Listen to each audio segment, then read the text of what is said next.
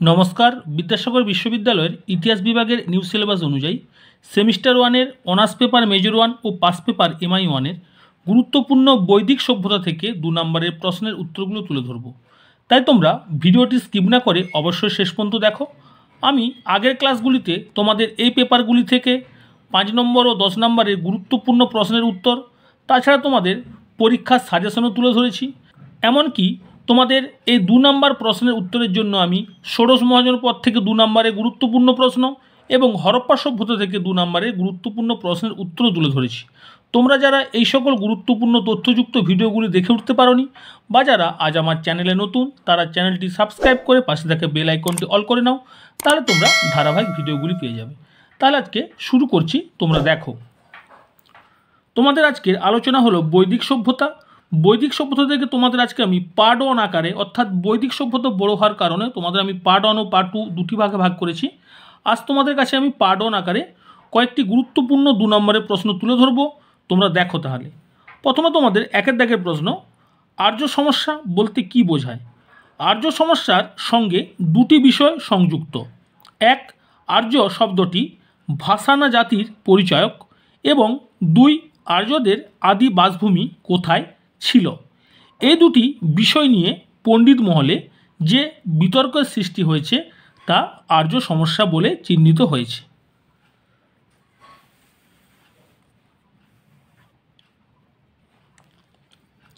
এরপর তোমাদের 2 দাগের প্রশ্ন রয়েছে, আর্য কারা? আর্য কোনো জাতির নাম নয়, ভাষার নাম। ইন্দো ইউরোপীয় 7টি ভাষায় যারা কথা বলতো তারাই আর্য। তবে সংকীর্ণ অর্থে খ্রিস্টপূর্ব 1700 অব্দ থেকে ভারতে আগত সংস্কৃতভাষী বিদেশি জাতি সাধারণভাবে আর্য নামে চিহ্নিত হয়েছে। এরপর তোমাদের নেক্সট প্রশ্ন রয়েছে, আর্যদের আদি বাসভূমি কোথায় ছিল? কিছু ভারতীয় ঐতিহাসিক মনে করেন যে ভারতের পাঞ্জাব বা কাশ্মীর অঞ্চল ছিল আর্যদের আদি বাসভূমি। তবে বেশিরভাগ ঐতিহাসিক ইউরোপকে আর্যদের আদি বাসভূমি বলে মেনে নিয়েছেন। অধ্যাপক ব্যান্ডেনস্টাইনের মতে উরাল পর্বতের দক্ষিণে কিরগিজের তৃণভূমি অঞ্চল ছিল আর্যদের আদি বাসভূমি।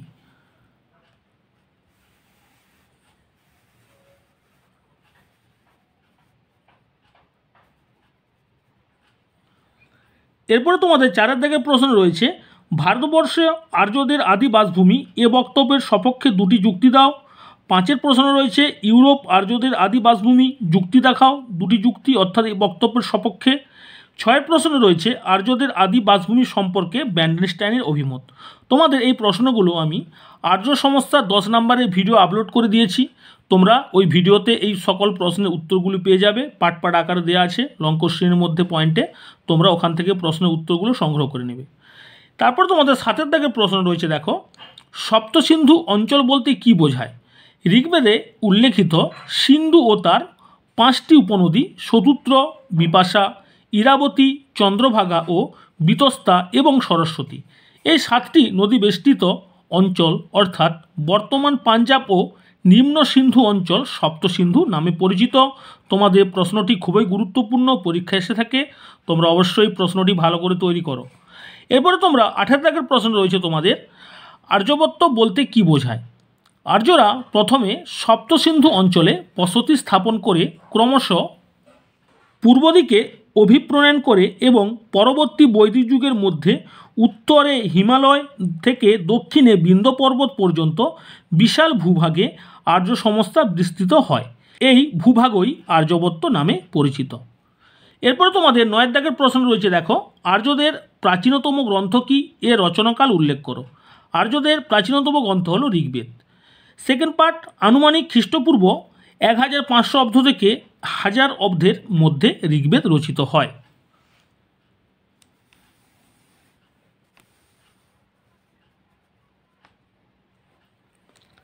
এরপরে তোমাদের 10 দাগের প্রশ্ন রয়েছে, বৈদিক সাহিত্য বলতে কি বোঝো?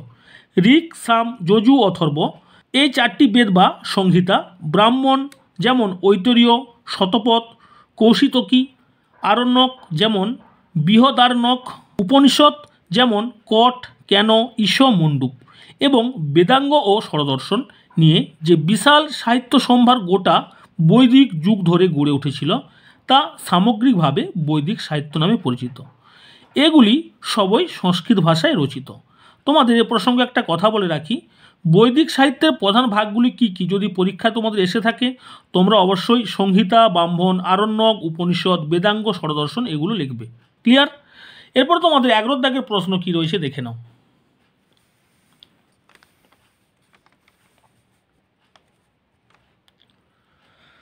তোমাদের 11 দাগের প্রশ্ন রয়েছে বেদ শব্দের অর্থ কী? বেদকে শ্রুতি বলা হয় কেন? প্রাচীন বেদ কোনটি? বেদ কারা রচনা করেন? অনেকগুলো পাঠকে আমি একসঙ্গে তোমাদের দিয়ে দিয়েছি, তোমাদের এখান থেকে হয়তো 2-1টা পাঠ আসতে পারে 2 নম্বরের জন্য। বেদ শব্দের অর্থ হলো জ্ঞান। পরের পাঠ রয়েছে বেদ প্রথম দিকে লিখিত আকারে ছিল না, গুরু শিষ্য পরম্পরায় বেদ শুনে শুনে শ্রুত হতো বলে বেদকে শ্রুতি বলা হয়। 3 নম্বর প্রশ্ন রয়েছে তোমাদের প্রাচীন বেদ কোনটি? প্রাচীন বেদ ঋগ্বেদ। 4 পাঠের প্রশ্ন রয়েছে তোমাদের বেদ কারা রচনা করেন? বেদ কোনো একজনের রচনা নয়, প্রাচীনকালের বহু ঋষি যেমন বশিষ্ঠ, বিশ্বামিত্র, ভরদ্বাজ, বামদেব, ভৃগু প্রমুখরা বেদ রচনা করেন। এরপরে তোমাদের 12 দাগের প্রশ্ন ত্রয়ী বলতে কি বোঝায়? ঋক, সাম, যজু এই 3টি বেদকে একসঙ্গে ত্রয়ী বলা হয়। অথর্ববেদ ত্রয়ীর অন্তর্ভুক্ত নয়। এরপরে তোমাদের 13 দাগের প্রশ্ন ঋগ্বৈদিক যুগ ও পরবর্তী বৈদিক যুগ বলতে কি বোঝো?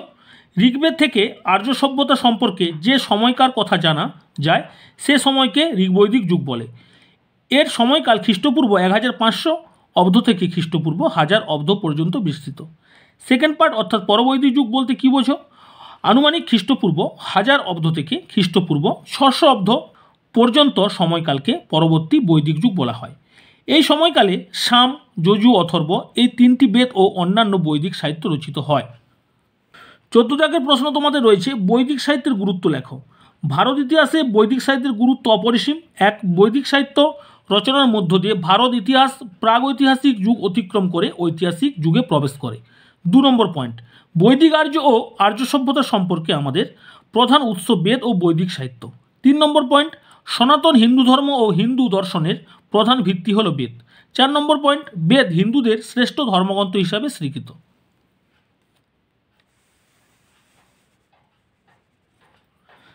এরপরে তোমাদের 15 দাগের প্রশ্ন রয়েছে ঋগ্বৈদিক যুগে রাজার ক্ষমতা কেমন ছিল? ঋগ্বৈদিক যুগে রাজা ছিলেন যথেষ্ট ক্ষমতা ও মর্যাদার অধিকারী। তিনি ছিলেন প্রধানত যোদ্ধা বা সামরিক নেতা। তিনি ঐশ্বরিক ক্ষমতার অধিকারী বলে দাবি করতেন, তবে তার ক্ষমতা অবাধ ছিল না। তাকে তার মন্ত্রী তথা পুরোহিত এবং সভা সমিতি নামক 2টি গণ প্রতিনিধিত্বমূলক প্রতিষ্ঠানের পরামর্শ গ্রহণ করতে হতো। এদের পরামর্শ সবসময় উপেক্ষা করা রাজার পক্ষে সম্ভব হতো না। এরপরে তোমাদের 16 দাগের প্রশ্ন রয়েছে সভা সমিতি কি? ঋগ্বৈদিক যুগে রাজাকে পরামর্শ দেওয়ার জন্য 2টি গণপরিষদ ছিল, সভা সমিতি। সভা ছিল উপজাতীয় বয়োজ্যেষ্ঠ ব্যক্তিদের সমাবেশ, আর গোষ্ঠীর সমস্ত মানুষদের নিয়ে গঠিত হয় সমিতি। আকারেও ক্ষমতায় সমিতি ছিল সভার তুলনায় বড়। নেক্সট প্রশ্ন তোমাদের 17 দাগ সূত্র সাহিত্য কি? 4টি বেদ এবং ব্রাহ্মণ, আরণ্যক ও উপনিষদের জটিল তত্ত্বপাঠ ও উপলব্ধির জন্য সূত্র সাহিত্য রচিত হয়। সূত্র সাহিত্য 2টি অংশে বিভক্ত, 1 বেদাঙ্গ, 2 ষড়দর্শন। এরপরে তোমাদের 18 দাগের প্রশ্ন রয়েছে বেদাঙ্গ কি? বেদপাঠ ও উপলব্ধির জন্য 6টি বিদ্যার অনুশীলন প্রয়োজন হয়। এগুলি হলো শিক্ষা, ছন্দ, ব্যাকরণ, নিরুক্ত, জ্যোতিষ ও কল্প। এগুলিকে একত্রে বেদাঙ্গ বলা হয়। নেক্সট প্রশ্ন 19 দাগ ষড়দর্শন কি? উপনিষদের গভীর তত্ত্বগুলি আলোচনা ও ব্যাখ্যার জন্য 6টি দর্শনের উৎপত্তি হয়।